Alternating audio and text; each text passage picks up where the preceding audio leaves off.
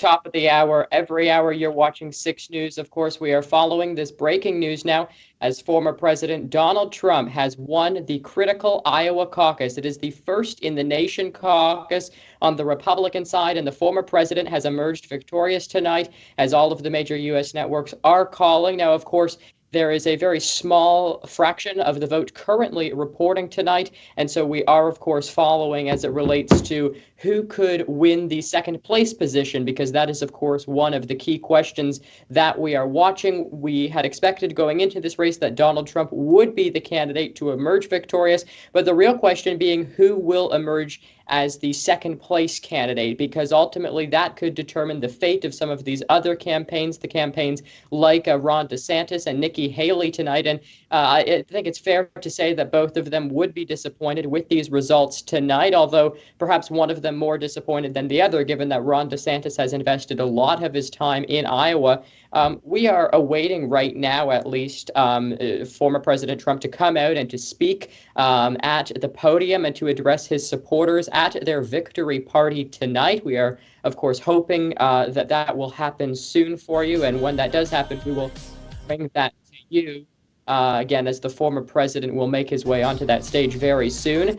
And of course, there is, of course, the bigger picture as well as to what this will mean moving forward, because, of course, the New Hampshire primary is set to take place in about 1 week from now. On January the 23rd is, of course, currently January the 15th. And so as soon as this Iowa caucus is over, all of the candidates will now be turning their attention to the other critical swing state of New Hampshire. That is where the former South Carolina governor and former United Nations ambassador Nikki Haley will be hoping for a breakthrough, because not only does she have the endorsement of New Hampshire Governor Chris Sununu, but also, of course, the former New Jersey governor, Chris Christie, who just recently dropped out of the race. There has been no formal endorsement made at this point in time, but at least the speculation is that the majority of his supporters will now turn their support towards the former UN ambassador, and Chris Christie was polling at least decent levels in the state of New Hampshire. So, of course, that is one of the main questions, because despite the fact that former President Trump has won Iowa,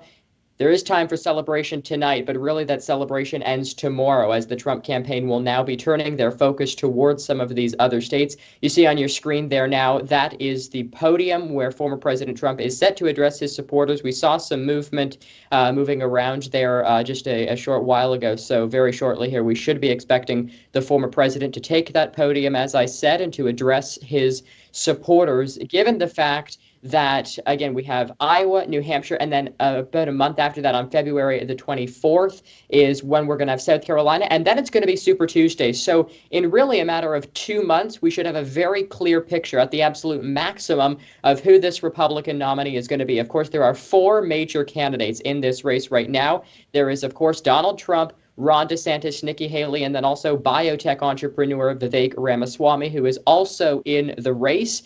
Now, I think it's fair to say, as I said earlier, that both Ron DeSantis and Nikki Haley, they would be disappointed with their results tonight, not to mention Vivek Ramaswamy, who had been consistently talking about how he is hoping to deliver a surprise in the Hawkeye State. I was in Tuscaloosa, Alabama for the 4th Republican primary debate. He told reporters at that debate that he is hoping for a victory in Iowa. That obviously did not happen tonight, and really he is nowhere near that margin tonight. But now that we have a clear sense of Iowa, Iowa is not necessarily an indicator as to who will win the primary. We saw in 2016, Texas Senator Ted Cruz emerged the victor of the Iowa primary, and then, of course, Donald Trump went on to actually win the presidential primary race for the Republicans as a whole. So that is one of many notes there. And then after that, we're going to head into New Hampshire, where we should expect some candidates to drop out. And of course, we're awaiting former President Trump, but also tonight we're going to be hearing from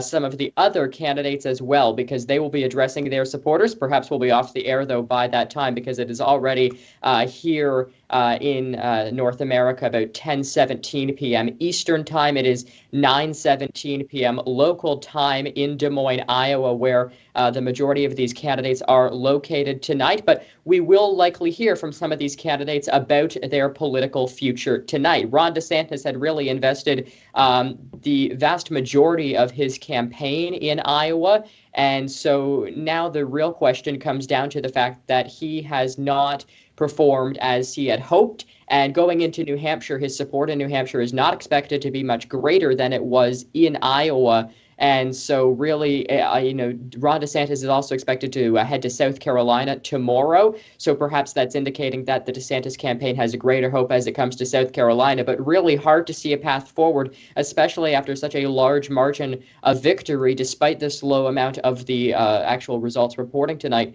It is hard to see a pathway to victory for Florida Governor Ron DeSantis. At least someone like Nikki Haley, she still has New Hampshire to be hopeful about. Ron DeSantis really does not have a lot of room for optimism, so to speak. So you are looking there now at a live shot in Iowa. That is where former President Trump is expected to speak. We saw some movement there, and we are hoping that he will take the stage and take the podium there and address his supporters, as he has won the Iowa caucus here tonight. Of course, his supporters will be very happy with this result. Certainly, his campaign and people had been expecting this for quite some time. Now, I also want to mention some of the reaction that we are seeing from some of the other campaigns to this victory. So, of course, the results are not called officially this early by the actual people who organized the Iowa caucus, right? The actual Republican Party. They're called by the major U.S. networks.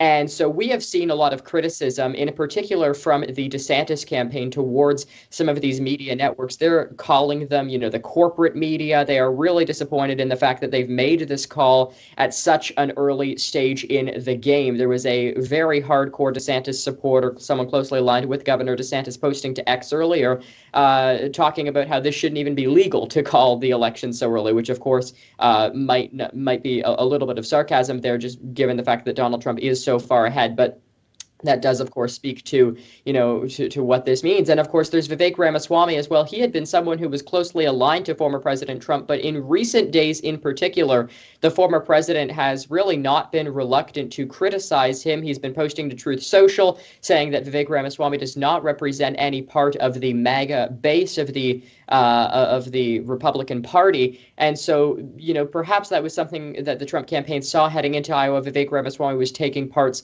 of their electorate away. That doesn't seem to be too much of a concern now that we actually have some of these results in Iowa. But Vivek Ramaswamy, he has not yet reacted to these results tonight. Nor have any of the other candidates. There's also some other candidates who we really haven't heard from a whole lot in this campaign, just given the fact that they have not been polling very high. People like the former governor of Arkansas, who I actually spoke with this past week, as he was cautiously optimistic heading into Iowa. The fact that now that Chris Christie has suspended his campaign, Asa Hutchinson is the only anti-Trump candidate, or at least super anti-Trump candidate in the race. So certainly that is something that we see as something that is interesting. And also, of course, we have former New Jersey Governor Chris Christie, who recently suspended his campaign. And so the hope was that perhaps some of their supporters would jump on board and would actually support Asa Hutchinson. Not looking like that is the case, though, specifically given some of the results that we are seeing from Asa Hutchinson. You are looking now, though, at a live shot of the Trump campaign HQ there in Des Moines, as he was going to take the stage, although it doesn't look like that is happening just yet, although we will be waiting for that to happen.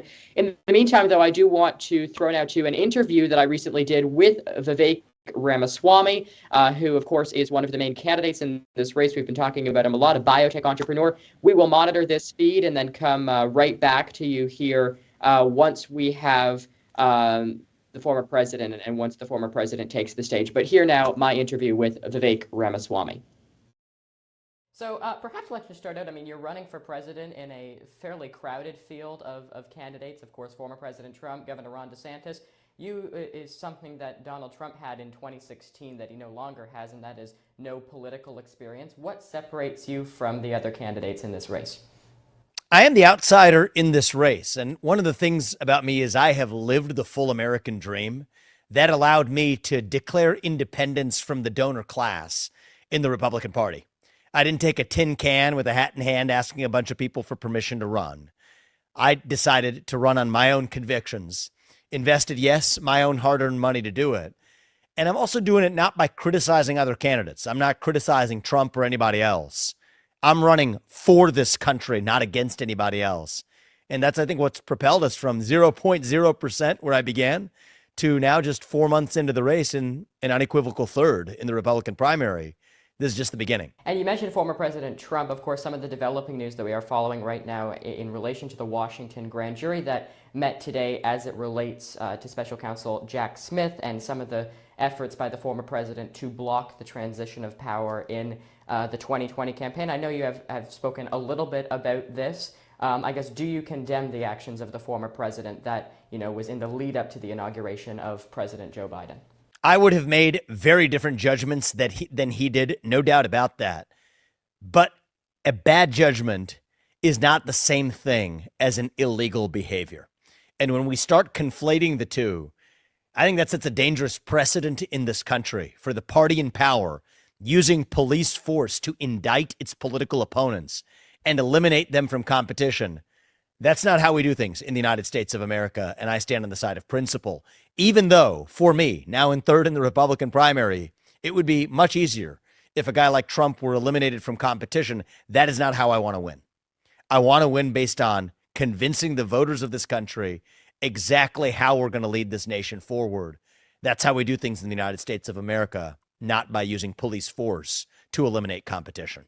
You mentioned, obviously, where you currently stand. There was a Kaplan poll that showed you tied for second place with Florida Governor Ron DeSantis. Of course, former President Trump, though, he is in the lead right now. Obviously, it goes without saying that if you are going to win this race, you're going to need to take some of his supporters away to ultimately bring them to your campaign. How do you figure doing that, given right now it seems as if Trump is the unofficial leader of the Republican Party? I mean, it seems as if people who have spoken out against Donald Trump, like Liz Cheney as an example, they don't really seem to have a place in the Republican Party anymore because of what Donald Trump says in response to people when they come out against him. So look, I think that Trump was an excellent president for this country. The fact that he won that 2016 election put a stop to what seemed like the inevitable march of the leftist neo-Marxists in this country. And I think that was a great feat. But I am the one who is able to take that agenda even further than Trump did, because for better or worse, he has an effect on people. About 30% of the United States becomes psychiatrically ill when he's in the White House. They start believing things they didn't otherwise believe.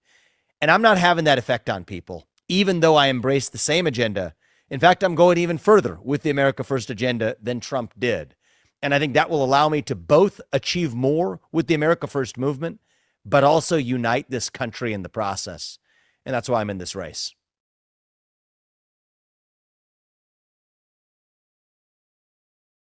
Vivek Ramaswamy speaking to the Wyatt Sharp Show earlier this year in the presidential campaign. Of course, he is someone who has seen his polling numbers kind of fluctuate. They've been at really different points all throughout the course of this campaign. You see in the bottom right of your screen there, that is where in Des Moines, Iowa, former President Trump is expected to take the stage soon. If you are just joining us, former President Trump, the victor of these critical Iowa caucuses. We've been talking about them for the past couple of minutes here, and we are going to keep an eye on that feed, of course, because the former president, as is custom in a primary like this, they come out, they thank their supporters, but really now all of the attention will eventually turn to the state of New Hampshire, where, of course, all of the campaigns, all of the candidates, all of the people who are currently there in Iowa, they are soon going to be turning their attention to New Hampshire, as those caucuses will take place on January the 23rd, just over 1 week away from today. So certainly that is something that we will also be keeping an eye on, as the former president is really expected to come out here soon in just a couple of moments, we are being told. I do now want to go, though, to some excerpts that we have from a speech that was given recently by the former president. Perhaps it'll set the stage for what we will be expecting to take place here tonight as he addresses his supporters for this victory. But again, we will keep an eye on this feed that he is going to be addressing soon. He's going to be addressing his supporters live. But again, here's some excerpts here from a speech that the former president gave recently. We're not going to allow it. We're not going to, because if they do it, if they get away with the kind of things, they didn't get legislative approval, they go to a legislate. They go into one of the big legislatures. I could name 10 of them. And they get turned down. And then they come down, they do it anyway. But much more than they even asked for. So many things. You take a look at Truth to Vote, where they have tens of thousands of people stuffing the ballot boxes. You take a look at the 51 intelligence agents saying the laptop from hell was Russia disinformation. They say that made a 10-point spread if the people would have known the truth about the laptop from hell. It's amazing. They cheat in any way they can. If the Biden DOJ gets away with this interference, then it won't stop with me. The weaponization of law enforcement against Republicans is never going to end. Remember, the advantage I have is that when they indict me, I can explain to people because I have a big audience and I can explain. But if I'm a congressman or even a senator and I get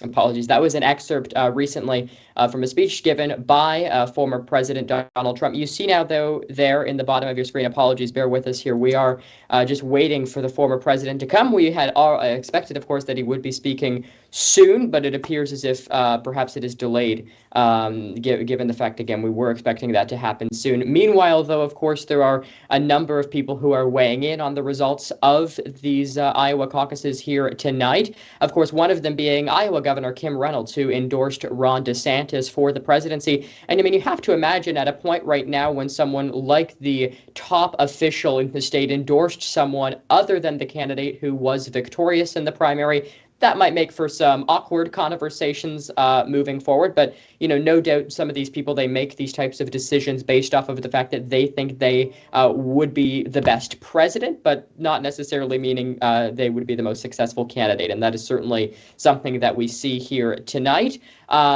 As I've been saying, now all of the attention turns to New Hampshire. I spoke recently, though, to, it's important to note, I guess, to bring this up, to Caroline Leavitt, and she is a spokeswoman for MAGA Inc. It's the Trump super PAC. And the reason I want to bring up this conversation, that I spoke with her, is she talked a lot about and Nikki Haley. And Nikki Haley's campaign has really been bringing up the argument, the fact that they really believe this is down to a two-person race between Nikki Haley and Donald Trump. And this is really interesting because tonight will kind of be the ultimate test of that. Whoever comes in second place tonight will then actually have the opportunity to say this is down to a two-person race. Also, some of my, people that I've been speaking with over the course of the little while, particularly from the Ramaswamy campaign, they had been saying that this is really down to a three-way race between some of these candidates here tonight, between Ramaswamy, DeSantis, and Haley. Certainly, these results that we are seeing at this early stage would not indicate that. By the way, I just want to indicate what you're looking at if you're just joining us. That is, of course, in Des Moines, Iowa. That is where former President Trump is expected to speak soon and address his supporters.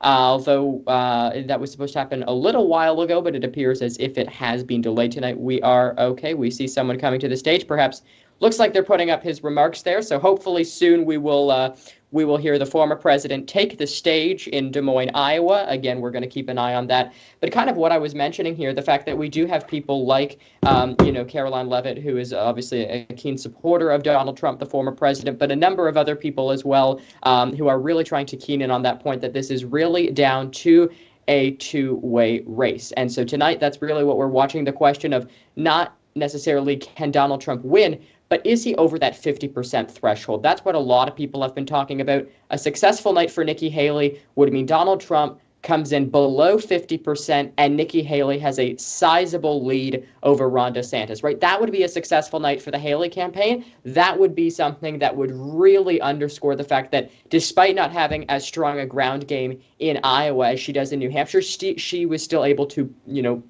pull out a fairly successful result. The same cannot be said for Ron DeSantis, because if he performs in third place, particularly if it's a distant third here in Iowa, but really any result other than second place for Ron DeSantis, that will be a bad showing because, Ron DeSantis is strong in Iowa, or supposed to be, but Nikki Haley is strong in New Hampshire. And really, Ron DeSantis had everything lined up for him in Iowa. He had a large number of endorsements, as I said, including from Iowa's governor. He was, very, very successful, at least, in campaigning across the state. He held a number of campaign events across Iowa. So really, if it was, kind of laying this out in the form of a rubric, so to speak, if you were to grade how he's done in terms of being a presidential candidate on the campaign trail in Iowa, he has performed very, very strongly. And so, of course, that is one of the things that is relevant, because of the fact that despite him, investing all of this money, that's the other thing. Ron DeSantis has invested a large amount of funds in Iowa, whereas Nikki Haley not investing necessarily as much in New Hampshire and still getting a bit of a better result, right? Having that endorsement of the New Hampshire governor. But I was speaking to Alan Lichtman recently as well. He's a professor at the American University, and he has correctly predicted the less many number of presidential elections. And he was talking about the insignificance of an endorsement when it comes to what actually takes place. And so that is certainly something that is of note here, given that Ron DeSantis has received the endorsement of the Iowa governor, Kim Reynolds, and yet it does not seem as if he has come anywhere close, really, to Donald Trump tonight. Now, if Ron DeSantis does stay in the race, then his campaign team is going to try and find every single way possible to try and underplay the fact that he did not perform very strongly tonight. But if he drops out of the race, then obviously they're going to have some concessions to make as to what went wrong. But if he does stay in the race, then they're going to try and say, Donald Trump at one point in time was saying he was going to win the Iowa caucus with about 50 or 60%. So the DeSantis campaign will likely have a messaging similar to, we sized his lead down a little bit. We made it so that it was a close two-way race between Nikki Haley and Ron DeSantis. And so really they are going to try and put a spin on it. But nonetheless, Donald Trump winning Iowa, especially being called by all of these major networks in such a small amount of time, is, of course, a very significant thing. And so, as we head into New Hampshire, we've been saying this all along, but as we head into New Hampshire, to have that ground game like Nikki Haley does already set out for her, that will be very beneficial. Ron DeSantis' ground game was supposed to be in Iowa. As he heads into New Hampshire, he does not have nearly the same amount of groundwork. Ron DeSantis was at the Iowa State Fair. As I said, he's held a number of campaign events in Iowa, but as he heads into New Hampshire, he does not have that same groundwork, and it's going to be very, very difficult for him to have as strong a result as Nikki Haley, let alone as strong a result as someone like Donald Trump. So we are waiting right now for the live speech to come of the former president, Donald Trump. He will be addressing his supporters in Des Moines, Iowa, here shortly after his major victory here. So that is, of course, very significant. So we are going to go now to 6 News Spotlight, of course, a special program here on 6 News, and we'll be back shortly after this.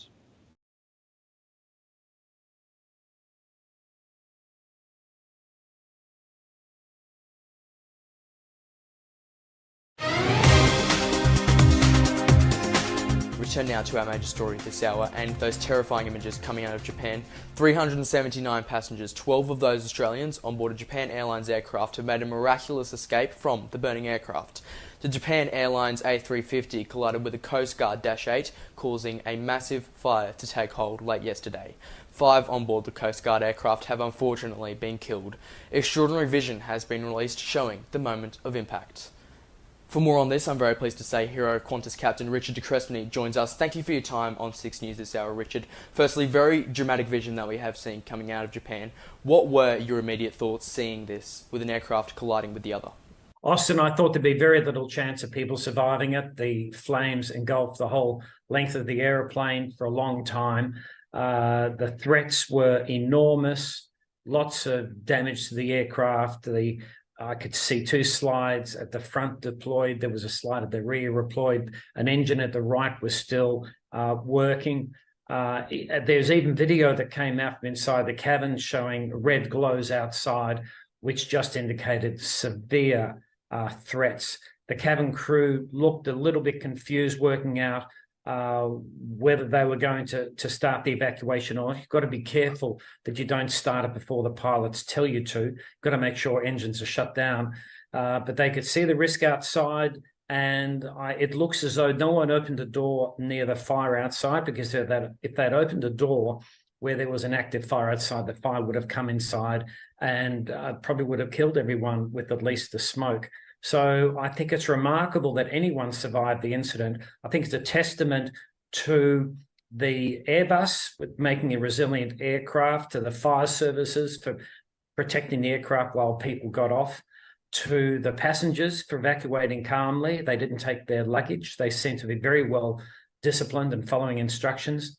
The cabin crew did an extraordinary job, which is a reminder that we do need to have well-trained, professional, skilled, experienced cabin crew in the aircraft, and also the pilots, I think, did a very good job. The aircraft stayed on the runway. I would think that the pilots had little or no warning of the collision. It'd be very hard to see an aircraft. So again, all these threats were really of the worst kind. The video that you probably will publish and people have seen is probably video and pictures that will be part of training the cabin crew for decades to come, because these were the worst forms of a lot of the threats that cabin crew and pilots face. Mm. Can you tell us what would be the pilot's priorities in this instance, and how would they work through all this? Obviously, as you said, no warning. So how would they be able to, what would their priorities be? Well, in reference to the Airbus A350, they would have been surprised, they would have been in total shock. The aircraft came to a stop. They would have been confused as to what was happening, but they would have immediately noticed that there was flames. They had no control. So they would have to get their senses together and run the passenger evacuation checklist, which first of all shuts down all the engines and and releases all the fire extinguisher into the engines. And then you would activate the passenger evacuation siren to get the people out of the aircraft. You ideally do that in that order, because otherwise, if you have engines running when passengers are disembarking, it's exceedingly dangerous. I don't know whether the engine wouldn't shut down. I don't know what happened, but the pilots would be very confused. And bearing in mind they were at the point of impact, they may have been injured themselves. So it's really an unknown situation at the moment. We'll have to wait until the accident report comes out. Yeah, so what is the aviation safety culture like? Obviously, Japan Airlines in particular have a very good safety record, but how rare or unlikely was this event to happen? Well, there's about 1 million people in the air at any time, about 8,000 aircraft. This is one incident that's got the world attention, because most of the aircraft take off, cruise and land without any incident. So the aviation culture is particularly good, particularly in airlines that are a member of the IATA group. And IATA is the International Air Transport Association. So if you're a member, if you fly in an IATA airline, then, or certified airline, then you've got a safety record at least 5 times better than airlines that are not in IATA. So the aviation culture is very good. It's taken years to develop. The rules, regulations are written in blood, which means when people die, we make changes, we learn from them, and they don't happen again. So compared to many other industries, aviation, given its risk, is probably the safest industry in the world. We're facing extreme risks every day, and everyone from the air traffic controllers to the engineers, the pilots, the cabin crew, everyone does exceptionally well to keep the flying passengers safe. Do you think there'll be any incident ramifications for that particular aircraft model, the Airbus A350? Well, Airbus has sent a 5-member team, I think, to the crash site to look at that. They'll see how the aircraft performed. Of particular interest is that the aircraft has a lot of carbon fibre, and when that is surrounded in epoxy, it's safe. Carbon fibre by itself, when you break a panel, can be quite dangerous. The spindles of carbon fibre, a bit like syringes. So the crash site could even be toxic.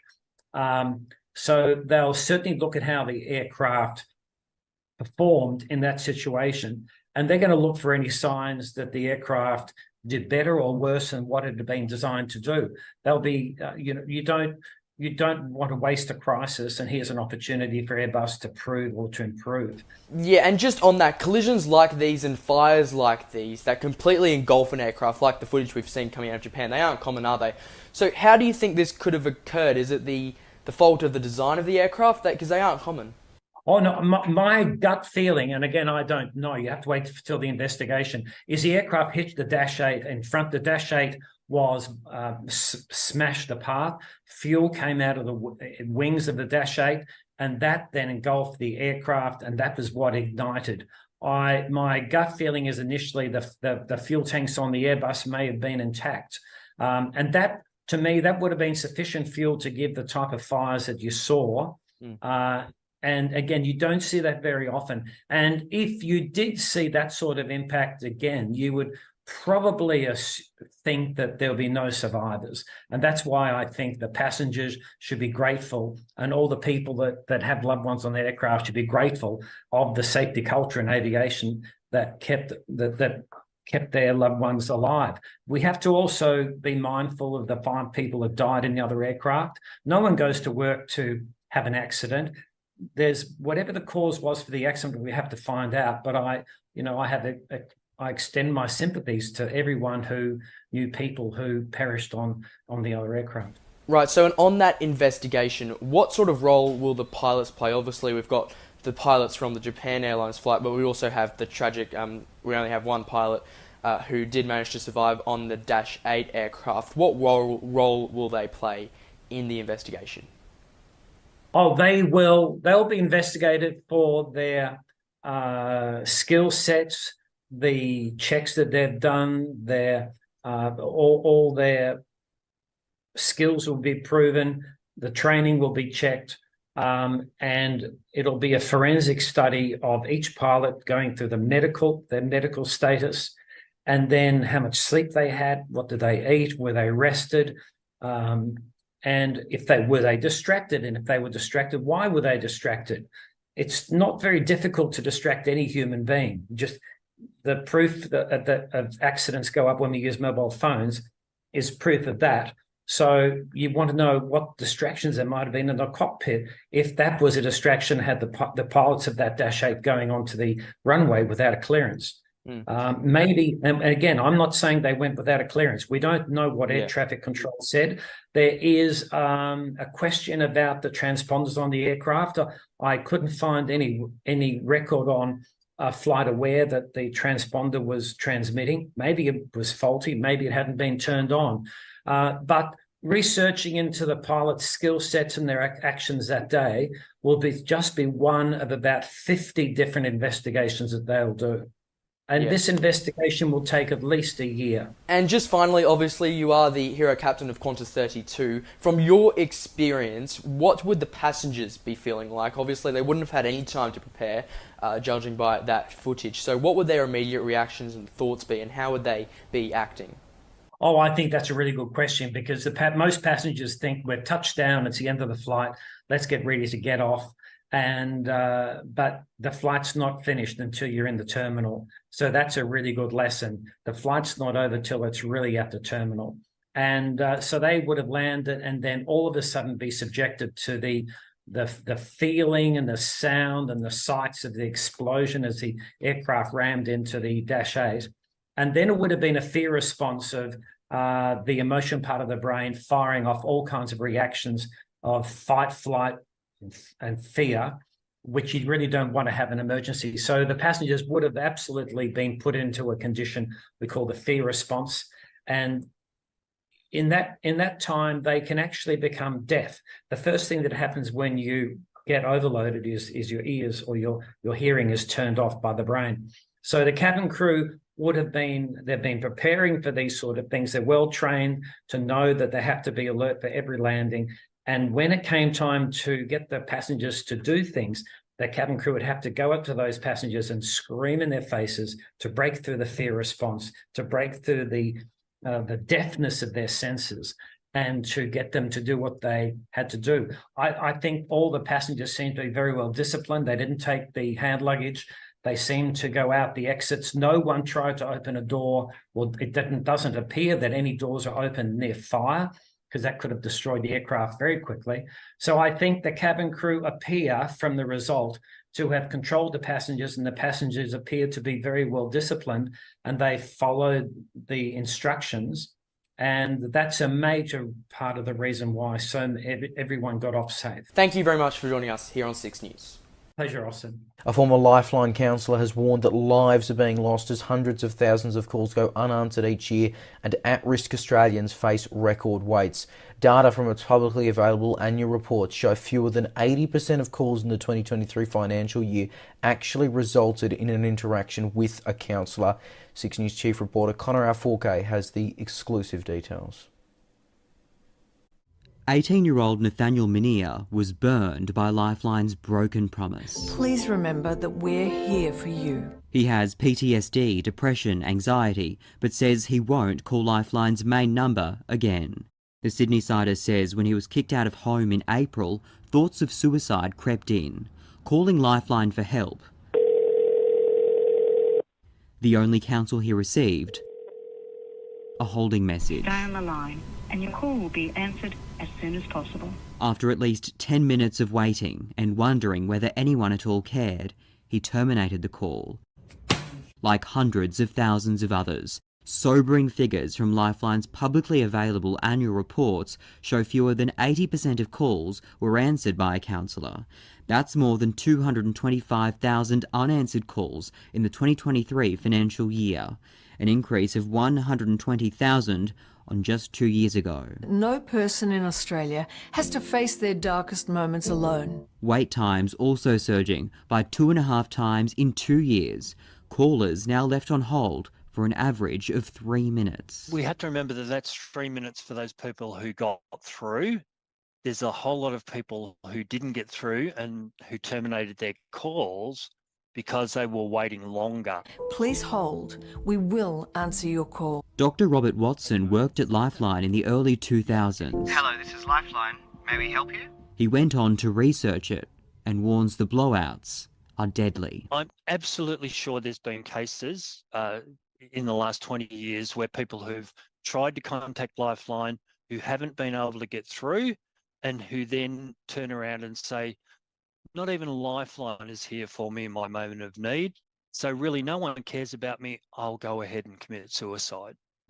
Lifeline wouldn't comment on those claims, but acknowledged in their latest annual report that the call answer rate had decreased, putting it down to COVID restrictions and the cost of living, which increased demand and decreased their volunteer workforce.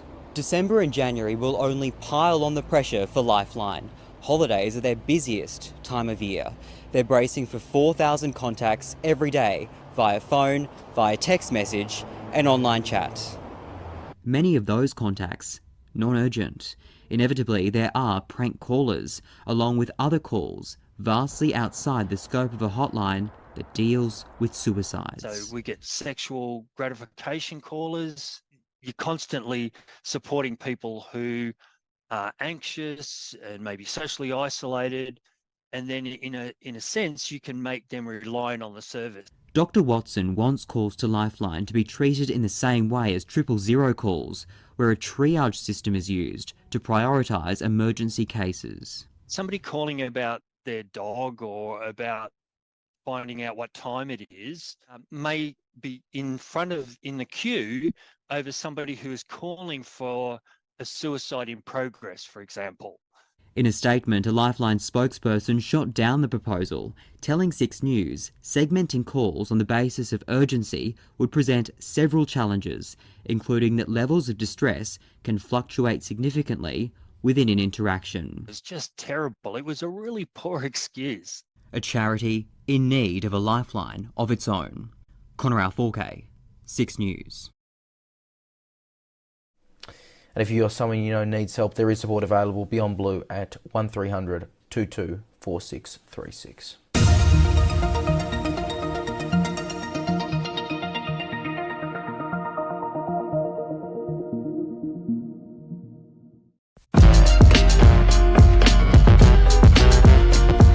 Chief Anchor and Managing Director at 6 News, Leonardo Puglisi. 6 News is an online news program created by Leo 2 years ago when he was in primary school. Now he's 14 years old and he and his outfit have enough clout to be granted an interview with the Prime Minister. It'll be up on YouTube tonight. Here's a sample. Yes, this does come down to a matter of credibility. Crikey, and of course they're their own outlet. That's not a good start. If you're starting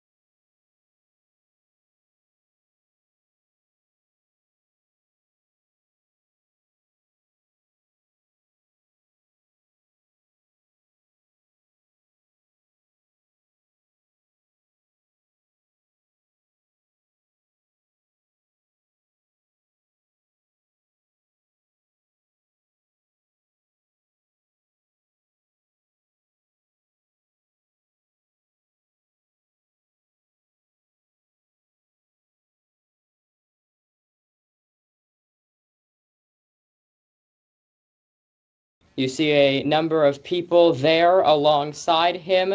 I believe I saw North Dakota Governor Doug Burgum, who was there alongside him as well. This is, of course, a very big moment for the former president, of course, as he is now the victor of the Iowa caucus. I believe you also see I recognize his communications director potentially there. So, of course, you see a large number of people who are there alongside him right now. As he is about ready to take the podium here in Des Moines.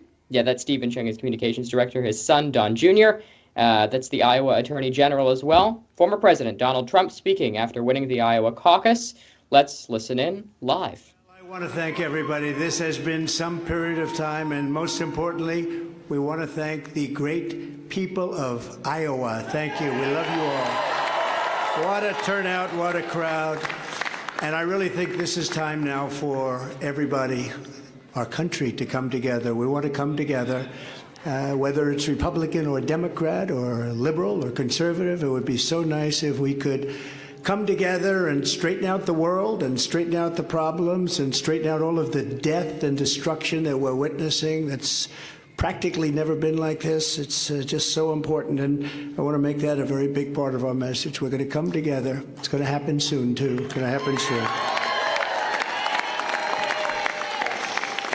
I want to thank some of the great people. We have so many senators. If I go through every name, we'll be here all night, and everybody's going to get angry at me. But the senators, the congressmen from Washington, they came down from all different states. I want to thank you very much. I want to congratulate Ron and Nikki for having a good time together. We're all having a good time together. And I think they both actually did very well. I really do. I think they both did very well. We don't even know what the outcome of second place is. And I see Carrie Lake. Congratulations, Carrie. Very good. I spotted her, I have to announce, because she's terrific. She's going to be a senator, a great senator, I predict, right? You're going to be a great senator. And I also want to congratulate Vivek, because he did a hell of a job. He came from 0, and he's got a big percent, probably 8%, almost 8%, and that's an amazing job. They all did. They're all very smart people, very capable people. I think most importantly, I want to thank my incredible wife, First Lady, I'll say former and maybe future. But more important than Melania, I want to thank her incredible, beautiful mother who passed away a few days ago. And she's up there, way up there. She's looking down, and she's so proud of us. And I just want to say to Amalia, you are special, one of the most special people I've ever known. And that was a tough period of time for the family, but she's amazing. She was amazing. So I just want to thank what she's done for our family, and her husband, who's home right now and very lonely. He's a lonely man, but he's going to be okay. Victor, they're great people, great parents to all of us, really. I mean, great parents, but also to Barron. Boy, did she take care of Barron. That's how he got so tall. He only ate her food. And I want to thank my family generally. They've worked so hard, and they've taken so much abuse for being good people. I mean, good people. But Eric and Don, they really did. These two have been working so hard, and they have another job also, so they have to do it all. But they've been working so hard, and I know that Ivanka is home and Tiffany's home. They're watching, and I know that Barron's watching. Good old Barron. I said, "You're going to be a basketball player." I said, "Well, I like soccer, Dad. Actually," I said, "At your height, I like basketball better, but sometimes you can't talk them into everything." But he's a special boy. But the whole family is just incredible. And my sister Elizabeth, who's just the biggest fan. She's just an incredible person and always supportive. We love Elizabeth so much. Also, we have a woman who took a big chance. You know, in most states we have support of everybody, the Congress, the senators. We had Marco Rubio, we had Rick Scott the other day. We have, probably 55% of the senators, and now they're all calling and saying, "We want to endorse you, sir." I said, "Oh, great." Same thing with the Congress, men and women. We have tremendous, much more than anybody probably has ever had in this position. And we love them all. They're great. They're really trying to do a good job for our country. But one woman in Iowa who really stepped up was your Attorney General, Brenna Byrd. She really, really stepped up. Where is Brenna? Come here. Thank you. Yeah. Oh, thank you. Thank you. Glad to do it. We need you. Yeah. She stepped up. She's going to be your governor someday, I predict. So we'll see. We'll be watching, but she really did. She broke away from the pack. And she had tremendous courage, and wasn't easy. In some states it's easy, in other states it's a little bit more difficult. But we have really the support of the people of Iowa, which has been just incredible. Another man who was actually the first person to endorse me in the entire country.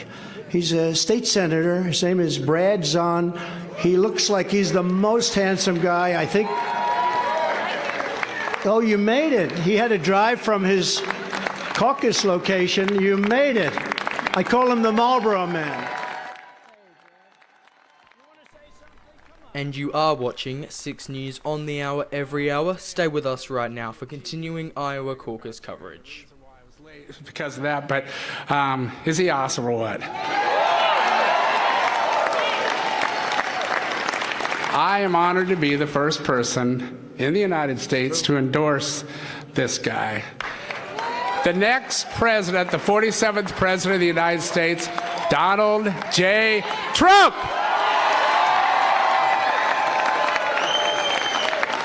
And when he says endorse, we're really talking about 2015.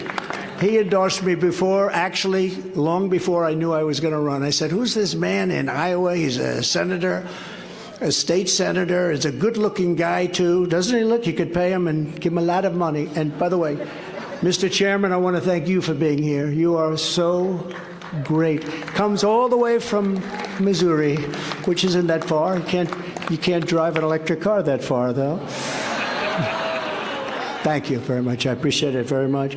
The group of people that we have on the stage is just emblematic of the tremendous group that we've had. We've had such a great team. We did well. We were looking really good in 2016. And just to go back to the senator, he was saying, I said, "Who is that guy? Brad, his name. Who is he?" he keeps endorsing me. He keeps saying Trump, and I didn't even know I was running. He endorsed me 4 months before I knew I was running, about 4 months before the Escalade ride down with our great First Lady. And that was Brad. I said, who is he? So he was the first one. But we have people that are so incredible. Your Republican Party Chairman, Bobby Kaufman, and his son, who is a brilliant guy, and he worked with us. And I will tell you, that is a family of real professionals. Matt Whitaker, who is the very talented and very good Attorney General. Where is Matt? He's around here someplace, and he's been with us all the way.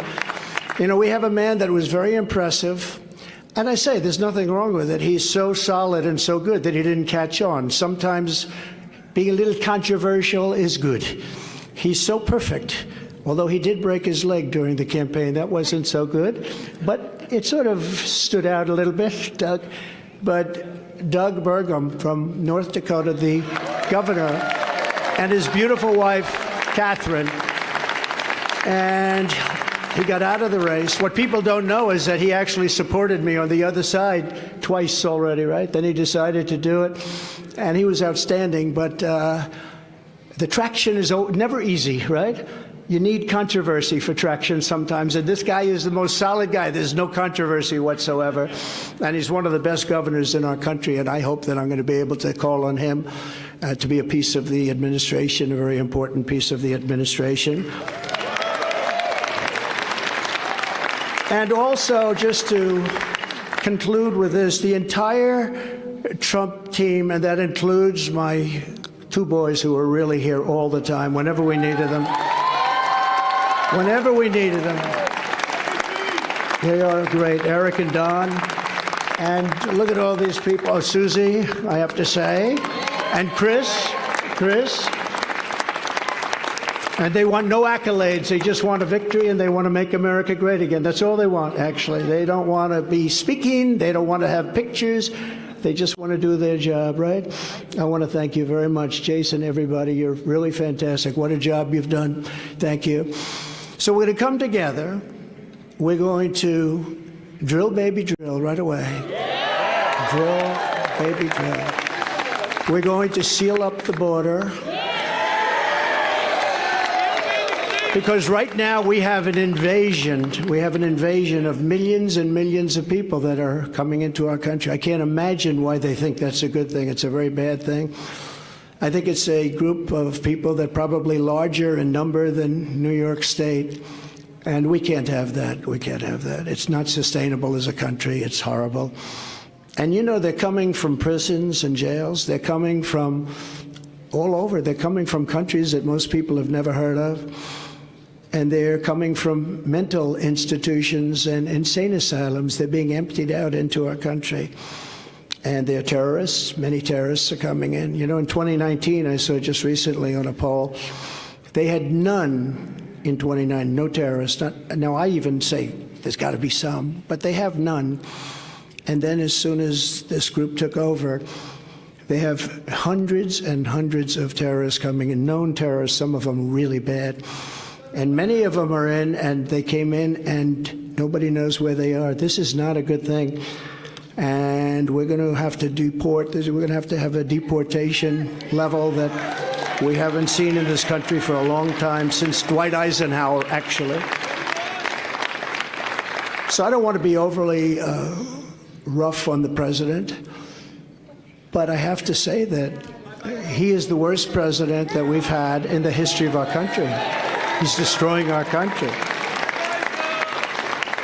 And, you know, my wife attended the funeral 2 months ago of Rosalind Carter, and it was beautiful.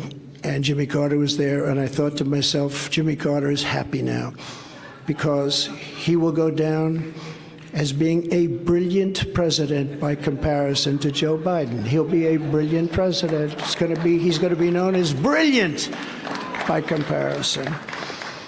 So we have to stop the invasion. We have to bring down our energy. We have to, you know, I say all the time, we have more liquid gold under our feet than any other nation anywhere in the world. And we have to stop the crime, and we have to help rebuild our cities, and we have to rebuild the capital, Washington, D.C. I was there on one of the Biden indictment trials. You know, I got it. This is the only person this never happened before. But I go to a lot of courthouses because of Biden, because they're using that for election interference.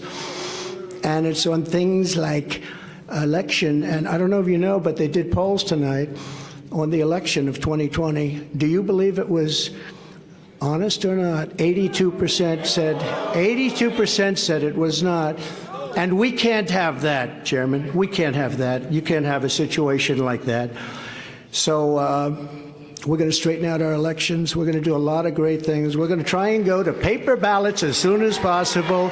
Voter ID, one day elections. You know, we have these elections that last for 62 days, and if you need some more time, take as much time as you want, and so many bad things happen.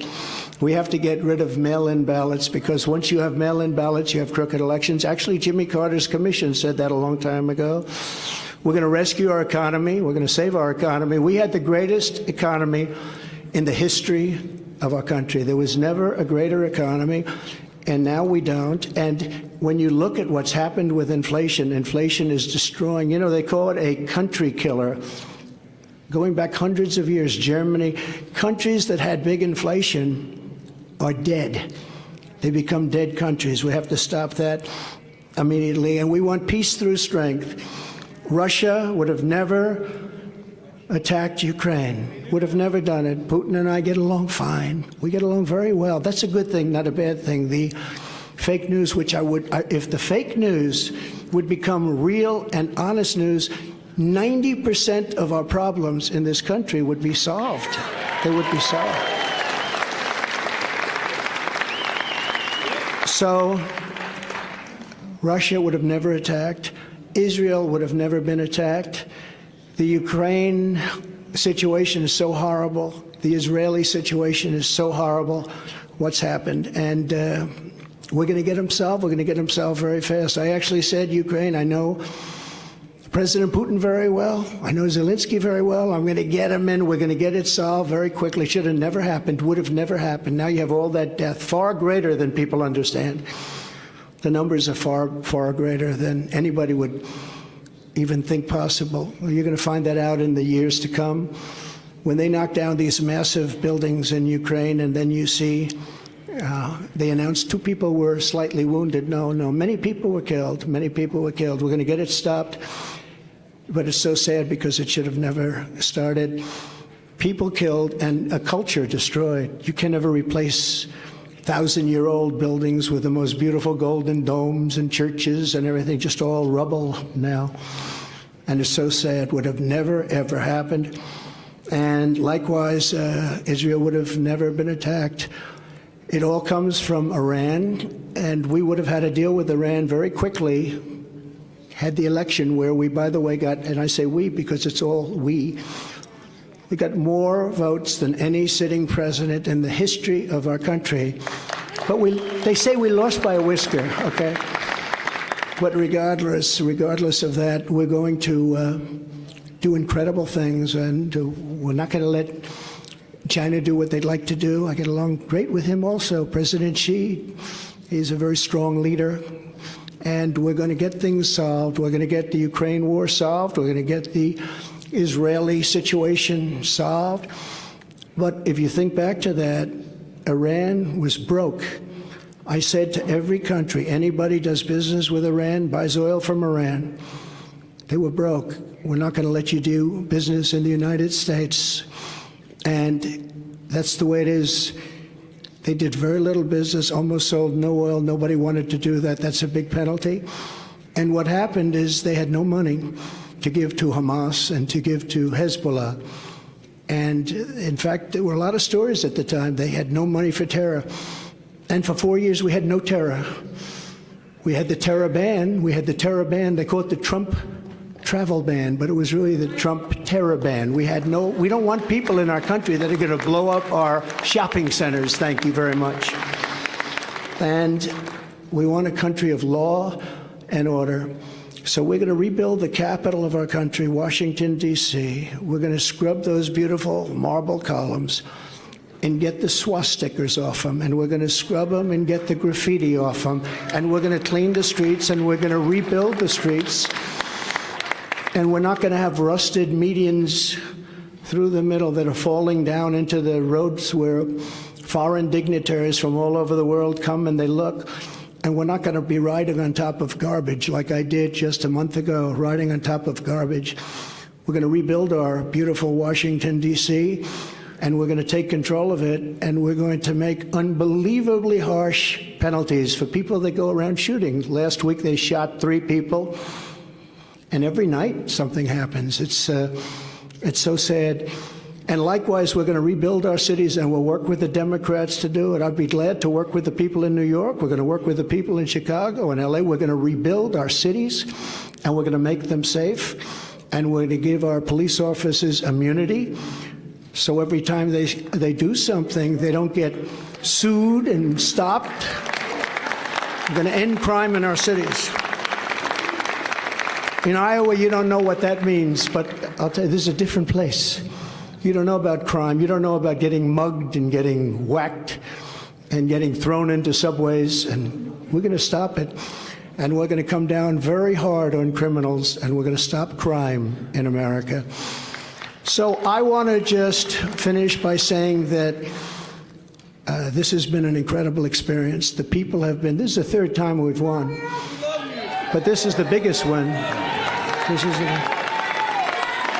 They said, well, if you win by 12%, that's a big win. That's going to be very hard to do. Well, I think we more than doubled that, I guess, and tripled it maybe. They said, you'll never get over 50, and I just left and we were at 54. Now, I don't know what's going to happen with it, but they said, you can't do that, sir. I said, what's about the highest? Well, you could get into the 40s, maybe 40, 41.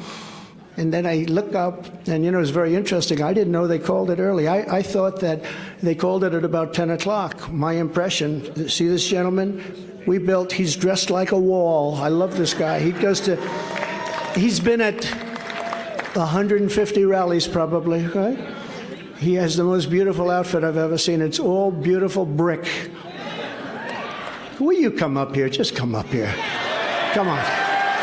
It's so nice to see. Come on up here. He's emblematic of what we did. We built over 500 miles of wall. We were going to add another 200 miles. It's much more than we promised. And we had the safest border in the history of our country. Now we have the worst border in the history of the world. Look at this, man. Congratulations. We'll see you again. Really nice. Nice to see you, man. You take care of yourself, okay? We will. Thank you. Take care. I love that outfit. I love him. That's great. We love it. That's a hot-selling jacket, by the way. So. But that represents what we did. No, we built a tremendous, that's the reason. And we got Mexico to give us 28,000 soldiers free. And we had Remain in Mexico, and we had Catch and Release in Mexico. And we did a job. We had the safest border in our history. We had the greatest economy in our history. We were a great nation 3 years ago, and now we're a nation in decline. All right, you are listening there to former President Donald Trump. He is, of course, making his victory speech tonight as he has emerged victorious in the Iowa caucus. Also, we are monitoring now Vivek Ramaswamy, the biotech entrepreneur. He did as about expected tonight. He is expected to give a press conference here shortly. Not clear, actually, whether or not supporters are going to be involved with that, but he's supposedly streaming it on social media.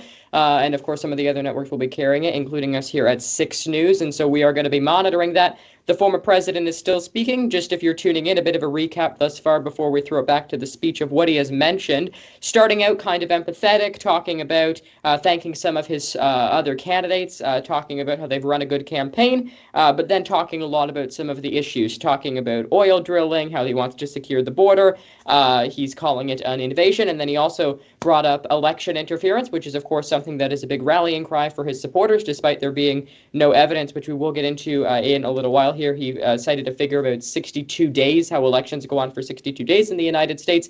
Of course, it did not go on for that long, but he is citing the fact that elections went on for a little bit longer than usual because of the COVID-19 pandemic. But there's former President Trump. You see him there giving a speech with his son, Donald Trump Jr., by his side. We are going to let you listen into that speech once again, and we are also monitoring the other speeches of the candidates as they will be speaking here shortly. But again, let's listen back in now to former President Donald Trump in Iowa. In this room, and so many great politicians and great dignitaries and friends, I just want to thank you all. This is a very special night, and this is the first, because the big night is going to be in November when we take back our country, and truly we do make our country great again. Thank you very much, everybody. Great honor. Thank you very much. Thank you. Thank you very much.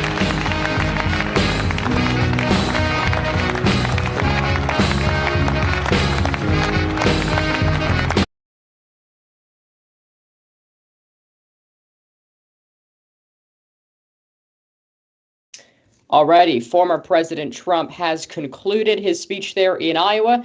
You see a number of people there alongside him. That's Kimberly Guilfoyle, his daughter-in-law, Eric Trump, Jason Miller. You see senior advisor there, Susie Willis, one of his campaign advisors as well, trying to depict some of the people there. A lot of his senior advisors there with him, of course. This is obviously a very big moment for the Trump campaign. They've been talking a lot about, specifically in recent time, about how they are far ahead in Iowa. And so now the fact that they can actually prove that is something of great significance for them. I want to break down some of the other numbers, though, because former President Trump currently at 51% and 16 delegates.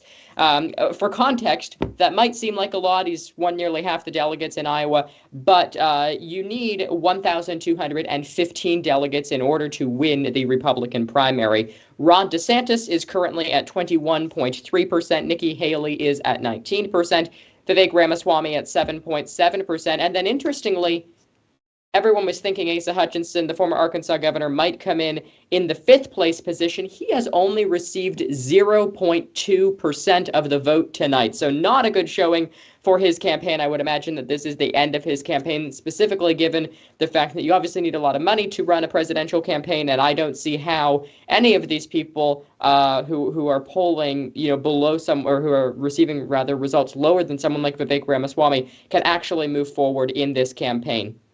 To depict, we are standing by here for Vivek Ramaswamy. Not sure whether or not we actually have that feed up yet, because I'm not sure if he is actually okay. Reports suggesting that Vivek Ramaswamy will be dropping out of the presidential campaign. That is at least possibility. I'm not exactly sure whether or not that is confirmed. Yes, it is confirmed right now. CBS News confirming that Vivek Ramaswamy, just getting the news here now, that Vivek Ramaswamy will be dropping out of the race. And again, he is supposed to give a press conference here shortly. Not sure whether or not we do have that, but that is significant, because I was talking to people on his campaign earlier today, speaking earlier to his deputy communications director, who was very confident that the ground game in New Hampshire was strong enough for them to move forward into New Hampshire, but not looking like that is going to be the case. We are standing by for the feed of Vivek Ramaswamy, and we are going to bring that to you because of the fact that this is so significant, and primarily because we are curious to see whether or not Vivek Ramaswamy will endorse Donald Trump or another candidate, but presumably Donald Trump, given the fact that the two of them have been very closely aligned to one another. Vivek Ramaswamy receiving about 7% here, and so if he did make the decision to endorse Trump, then that could potentially, boost Donald Trump's level of support in New Hampshire as we move into there in a little while. And certainly, Vivek Ramaswamy, his campaign has been very accessible, very open to the public. And we are getting a feed here shortly now of Vivek Ramaswamy's campaign. So stand by as he is about to give a press conference here, speaking to his supporters. But his campaign has been very accessible. I've been talking with him a number of times, as I said, talking to some of his campaign advisors over the course of the past couple of days here, even just today, talking, as I said, to his deputy communications director, Stefan Mihailu. He joined the Wyatt Sharp Show special coverage. And this is very interesting because all signs had it. He was planning, this source that I spoke with on the Ramaswamy campaign, he was planning to go to New Hampshire this week to campaign for Ramaswamy, but not looking like that will be the case. And so it appears now as if we do have a feed of Vivek Ramaswamy's press conference, so let's listen in live. The first hard truth, and this one's hard for me, I gotta admit this, but we've looked at it every which way, and I think it is true that we did not achieve the surprise that we wanted to deliver tonight. And I think that that's just a hard fact that we're going to have to accept as a campaign. And the question then is, what do we do that is right for our country? And so Purva and I, we actually didn't make this contingency plan before everybody told us to. We said, no, we're not doing that. But we talked about it tonight. We took a little bit of time in our apartment in Des Moines before coming here to make some hard choices. And I wanted to make a couple of announcements tonight to get the business out of the way. And then I want to tell you where we're going. As of this moment, we are going to suspend this presidential campaign. And this is going to have to be, there's no path for me to be the next president absent things that we don't want to see happen in this country. And I think that I am very worried for our country. I think we are skating on thin ice as a nation. We have done everything in our part to make, and done, every one of us in this room has done our part to save this country. And I am so proud of every one of you who have lifted us up. But we're a campaign founded on the truth. And so that's why we've made that decision today. And I'm also making the decision that this has to be an America First candidate in that White House. As I've said since the beginning, there are two America First candidates in this race. And earlier tonight, I called Donald Trump to tell him that I congratulate him on his victory. And now going forward, he will have my full endorsement for the presidency. And I think we're going to do the right thing for this country. And so I'm going to ask you to follow me in taking our America First movement to the next level. It did not begin in 2016. It began in 1776. And for the next journey of this race, we are going to make sure that our movement is actually the one that actually leads and saves this country in the next step. And as for this movement, founded on truth, America First 2.0, we're just getting started. That doesn't end today. That begins today, actually. So we're just getting warmed up. Apurva and I, we're not going anywhere. We are in this for the future of our country. We've lived the phase of our life. This country has allowed us to live an American dream that my parents, who were here with us earlier, helping take care of our little boys, they never imagined when they came to this country 40 years ago. Yet now we have lived an American dream that we want to pass on to these kids and their generation. And so the phase of our life where we were getting ahead for ourselves, making a good life for our family, this country's already given us that. This next chapter of our life and the next chapter of our journey and the next few years and even the rest of this year is about giving back to this country to create a country that I am worried for. But if we all do our part, and I've been asking that of you at every step of the way, asking patriots across this state and across this country to do their part, I promise you if you did your part and you have that, we will do ours. And we're going to do our part now going forward to make sure that America First lives on, to make sure that Donald Trump is successful as the next president of the United States, to make sure that it isn't some other puppet they trot out to make sure that they steal this country out from underneath us. We're not going to let that happen. We're going to take this movement to the next level. And I think after that, it's another 250 years and then some still left ahead of us. And if you all continue to join us in this journey, I'm going to ask you to do that. We're just getting warmed up. If you all do your part, and we're going to do ours, our best days as a nation still will as yet be ahead of us. So thank you guys for coming today. God bless you and your families, and may God bless our United States of America. Appreciate that, guys. Thank you. Thank you. Yes. Is he going to take on 75% of the bureaucracy? We better be ready to. We better be ready to. Your charge and do that as president for us. It's what needs to be done, Kathleen, in this country. All right, that is Vivek Ramaswamy suspending his campaign for the presidency.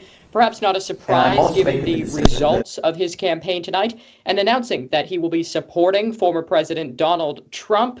moving forward in this Republican primary. Not a surprise to any degree. Anytime I've spoken to Vivek Ramaswamy, he has been very complimentary to the former president in terms of saying that he was the best president in the 21st century. I was, as I've said numerous times throughout the program, with him and with the other candidates at the 4th GOP debate in Tuscaloosa, Alabama, as well. And so certainly right now, the main question, I guess, comes down to how much of an impact will this Vivek Ramaswamy endorsement actually have on the Donald Trump campaign? Because, of course, Donald Trump is ahead by a very large margin right now at this point in time. And I mean, you also heard on a number of other occasions as well, of course, you heard former President Donald Trump giving his speech earlier where he thanked Vivek Ramaswamy. Vivek Ramaswamy saying he actually called Donald Trump earlier to congratulate him and then told him in that way that he would be supporting him for the rest of the campaign. So really, what I'm interested to see, at least, is how does Vivek Ramaswamy go about expressing that support? Does that mean doing, in-person campaign events with the former president on the campaign trail? Is this just kind of, a one-and-done type thing where he says he's endorsing him and then he moves on and he goes back to the private sector? Because, of course, he is a very successful businessman as well. And so, there's a number of things in which we must keep in mind. The fact that he obviously has that to go back to as well, if that is something that he is interested. But it looks like he is still speaking, so we're going to listen back in live here now. Take a listen. We're going to do everything in our power to make it so. I could have done it best as your next president, but the people of this country, the choice belongs to them, and we're going to respect the choice that they made. And I'm going to ask you to respect the choice that we made in actually leading this forward. So we love you back. We love all of you for being part of this movement. Tomorrow night, I expect, we have some... We might actually just get to spend a night sleeping in our bed in Ohio for the first time in a long time. We might just be heading there right from here, and I think that's a decision we just made. But tomorrow I'm going to appear with Donald Trump at a rally in New Hampshire to lay out what I see and what we see for the future of the country. And you know what? We're going to do our part to save this country. And I'm going to ask you guys to celebrate not the end of this campaign, but the beginning of the next phase of our movement. So may our best days be ahead of us, guys. God bless you and your families, and we love you all and everything you've done, and we're not going anywhere, guys. So thank you, and you know what? Let's turn on the music and keep this party going. Thank you, guys. God bless you. Thank you, guys. Thank you. Thank you. Thank you, guys. Thank you. Thank you. Thank you, man. Alrighty, looking like Vivek Ramaswamy has now concluded his speech there. Of course, he is now endorsing former President Donald Trump for the presidency. Of course, in the break, I was just talking about the fact that he was potentially talking about how this endorsement would actually play out. Vivek Ramaswamy pledging that he will be on the campaign trail as early as tomorrow with the former president in New Hampshire, speaking with him at a rally, but saying that before then he's going to head back home to Ohio to sleep in his own bed for a night. And so that's certainly an interesting thing. I guess we are also monitoring here the live feed of the DeSantis campaign. Florida Governor Ron DeSantis, it looks like, is speaking. So let's see if we have that available, and let's listen in. Media was against us. They were writing our obituary months ago. They even called the election before people even got a chance to vote. But they were just so excited about the fact that they were predicting that we wouldn't be able to get our ticket punched here out of Iowa. But I can tell you, because of your support, in spite of all of that they threw at us, everyone against us, we've got our ticket punched out of Iowa.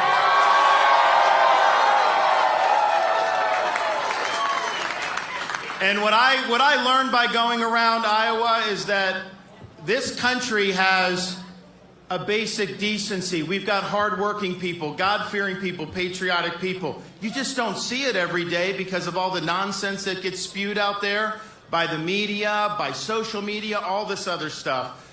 People want to have hope for this country's future, and that's what we represent. We represent a chance to reverse the madness that we've seen in this country, to reverse the decline of this country, and to give this country a new birth of freedom and a restoration of sanity. That's what we are going to do. So we have our marching orders. Our marching orders are to do all we can to preserve what George Washington called the sacred fire of liberty. The same fire that burned in Philadelphia in 1776 when our founding fathers signed the Declaration of Independence. The same sacred fire of liberty that burned at a cemetery in Gettysburg when our first Republican president, Abraham Lincoln, pledged our nation to a new birth of freedom. The same sacred fire of liberty that was on the beaches of Normandy in 1944 when our band of brothers stormed those shores and helped free the world. The same sacred fire of liberty that was at the Berlin Wall in 1987 when Ronald Reagan stood there and said, "Mr. Gorbachev, tear down this wall." This is our responsibility, to carry this torch and to preserve this sacred fire of liberty.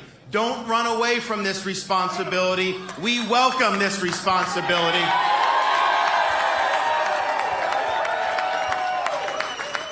We thank you for your effort. We thank you for your support. You helped us get a ticket punched out of the Hawkeye State. We have a lot of work to do, but I can tell you this, as the next president of the United States, I am going to get the job done for this country. I am not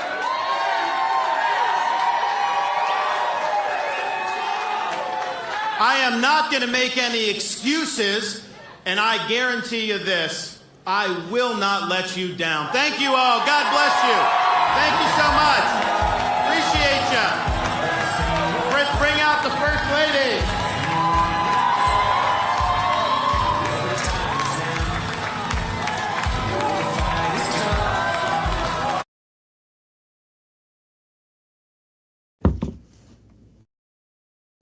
Alrighty, you have been listening in there to Florida Governor Ron DeSantis. We are also standing by shortly here for Nikki Haley, the former South Carolina governor and former UN ambassador, who will likely be speaking shortly as well. Just waiting for some signal as to whether or not that is the case. But notably, just to kind of recap what's happened here, because it seems like we've been talking and talking and talking, and then all of a sudden just go of all of the candidates. They come out all at once. Usually, for something like this, at least in any type of election, whether it's a primary, general election, it's kind of conventional that the winner speaks last. It's more gracious to kind of let your opponents go. But Donald Trump has surprised us before, and he's done so again here today as he went first and then leaving the other candidates to go afterwards. But at least it's been, fairly coordinated between the candidates, letting each other speak and not, impugning on other people's time. So that's Ron DeSantis there. You also see some of his congressional delegation, so to speak, of people who are supporting him. You see Congressman Chip Roy there of Texas, the First Lady of Florida, and his wife, of course, Ron DeSantis. And Ron DeSantis is remaining in this race. Oh, that's also of note there. That's Iowa Governor Kim Reynolds. And so, of course, that is a very big endorsement that he received in this campaign, receiving the endorsement of the Iowa governor. The fact that, she has endorsed Ron DeSantis perhaps is not necessarily a great thing for her, because now, of course, she has that iffy relationship moving forward with Donald Trump. So can they improve that relationship will kind of be the question, of course, moving forward. Now you see former UN Ambassador Nikki Haley and former South Carolina Governor Nikki Haley there. She is speaking in West Des Moines. Let's listen in. You go through something like this. You can't do it unless you have a faith. And God is so good. And I want to say to my husband, who is deployed, who I know may or may not be watching this right now, Michael, I love you.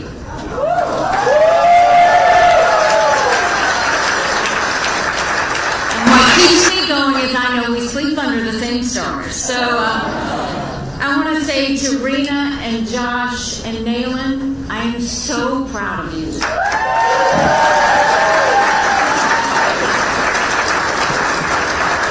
best job I've always had is being your mom. I want to thank my parents who are at home. Every day they reminded us how blessed we were to live in America. I want to thank my sweet brother who came out here and was caucusing for me. Good Desert Storm veteran, and I want to thank my other siblings there. I want to thank Michael's parents, Bill and Carol Haley, who've been fantastic along the way as well. You can't do this without the strength of your family. I want to congratulate President Trump on his win tonight. Governor Haley just took the stage. We have had an amazing 11 months here in the Hawkeye State.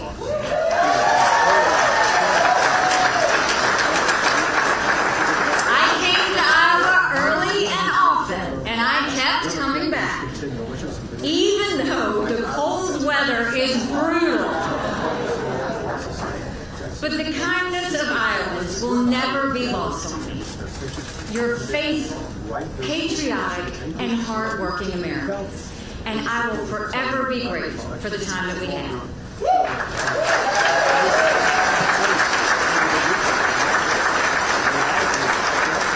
At one point in this campaign, there were 14 of us running. I was at 2% in the polls. But tonight, Iowa did what Iowa always does so well. The pundits will analyze the results from every angle. We get that.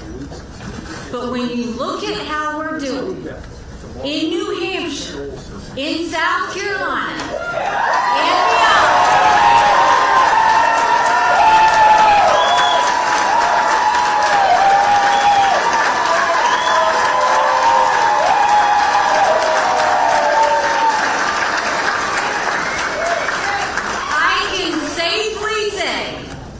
tonight, Iowa made this Republican primary a two-person race.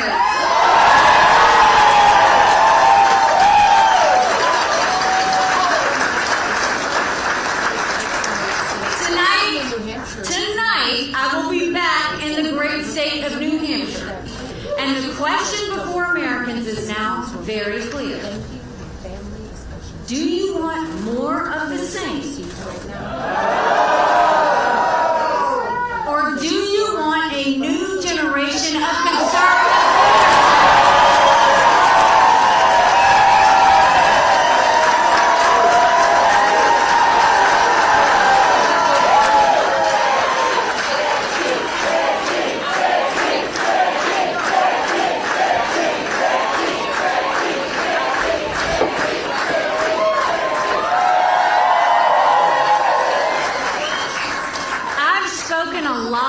truths to America, and here's another one. I voted for Donald Trump twice. I was proud to serve in his administration. But when I say more of the same, you know what I'm talking about. It's both Donald Trump and Joe Biden. They have more in common than you think.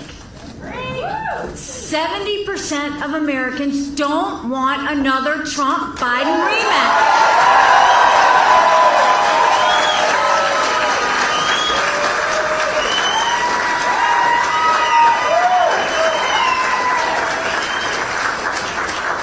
A majority disapprove of both of them. Trump and Biden are both about 80 years old. Trump and Biden both put our country trillions of dollars deeper in debt, and our kids will never forgive them for it. Trump and Biden both lack a vision for our country's future because both are consumed by the past, by investigations, by vendettas, by grievances. America deserves better.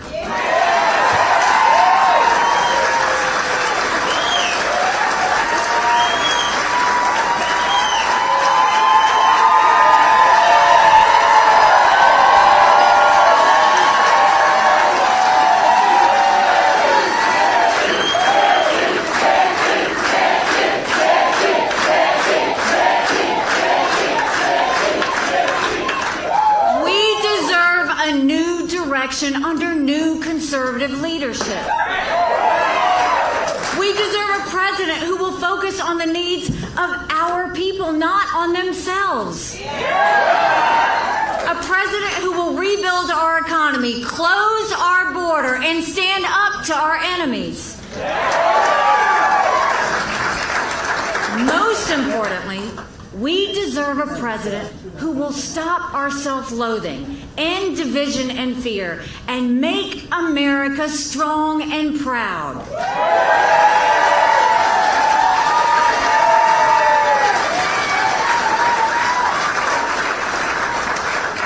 Our campaign is the last best hope of stopping the Trump-Biden nightmare. But it's more than that. Republicans have lost the popular vote in 7 of the last 8 presidential elections. That's nothing to be proud of. We should want to earn the support of a majority of Americans.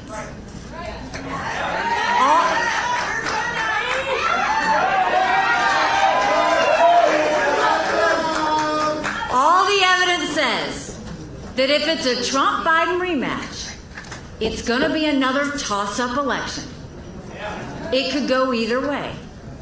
We could have more disputes over election interference, and Joe Biden could win again, with Kamala Harris waiting in the wings. Lord help us if that happens. And then look at what happens when I go head-to-head against Biden.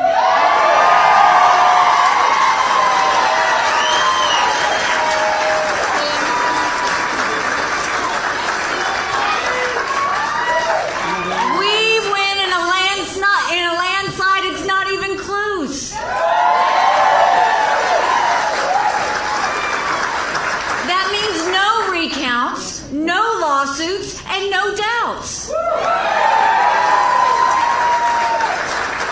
It means no more Chuck Schumer leading the Senate. No more endless votes for House Speaker because we'll have a huge House majority. We'll term limit the do-nothing Washington politicians. We'll rebuild our economy and secure our border. No more excuses.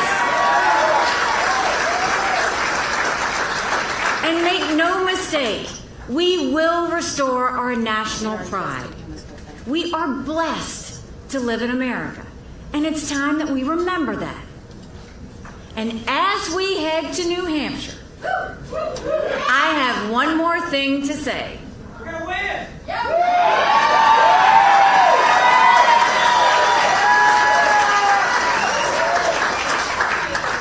Underestimate me, because that's always fun.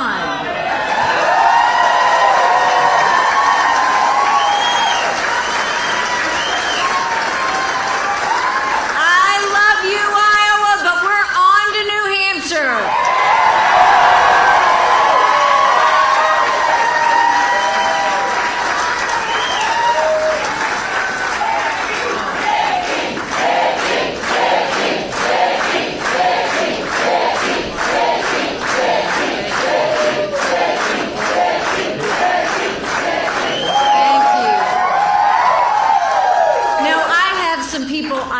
To thank. Right here in Iowa, we have so many great supporters, and I only have time to mention a few, but it's important. Marlis Popma. Many of you know and love Marlis, who has been a conservative fighter her entire career. State Senator Chris Knoyer, our amazing state chair, who has been hustling all over the state, but she has been a fantastic friend. Thank you, Chris, for all that you've done. Our state rep, Austin Harris, our very first endorsement in Iowa. He believed in us when not a lot of people did. Marianne Hanusa, who helped us organize across the state, but particularly in Southwest Iowa. Dawn Roberts. Dawn has made more calls and recruited more caucus captains than anyone else. Thank you, Dawn.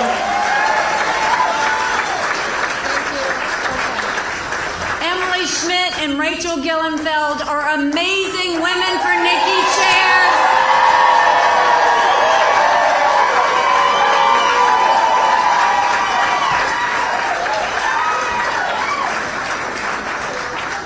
Bill been amazing friends. Thank you for everything. I truly do love you both. Thank you.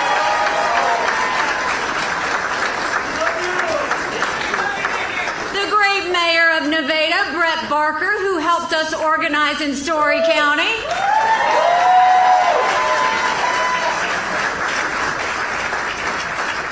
And I want to thank the many people who got out in the cold, and it's cold, and knocked on those doors.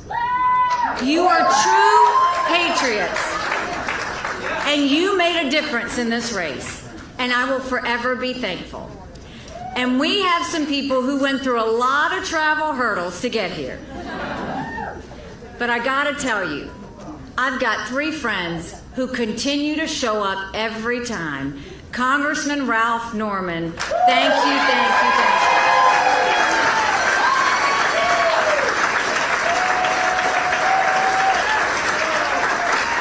Senator Tom Davis, who drove like 800 miles to be here.